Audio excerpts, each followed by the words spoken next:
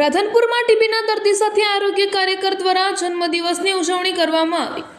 ટીબીના દર્દી માટે ફૂલ નહીં તો ફૂલની પાંખડી સ્વરૂપે મદદ। રાધનપુર એસટીએચ હોસ્પિટલ ખાતે આજરોજ જન્મદિવસ નિમિત્તે રાધનપુર તાલુકાના તમામ ટીબી દર્દીને કઠોળ કીટ આપી આરોગ્ય કાર્યકર ચિરાગ ચાવડા છેલ્લા 8 વર્ષથી જન્મદિવસના દિવસે ટીબીના દર્દીને દત્તક લે છે અને ક્યારેક તો એક સાથે દર્દીને કઠોળની કીટ આપીને જન્મદિવસની ઉજવણી કરે છે।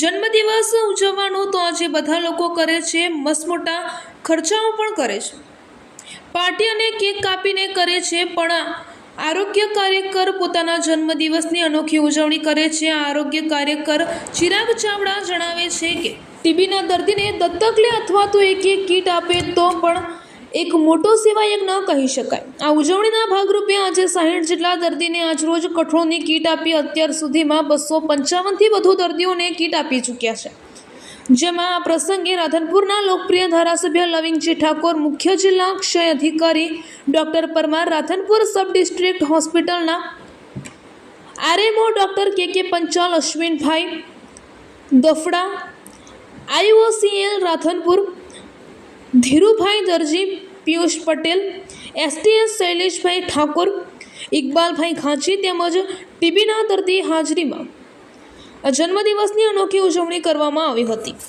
આજરોજ મારા જન્મદિવસ નિમિત્તે ટીબીના દર્દીને કઠોળ કીટ આપીને જન્મદિવસની ઉજવણી કરી।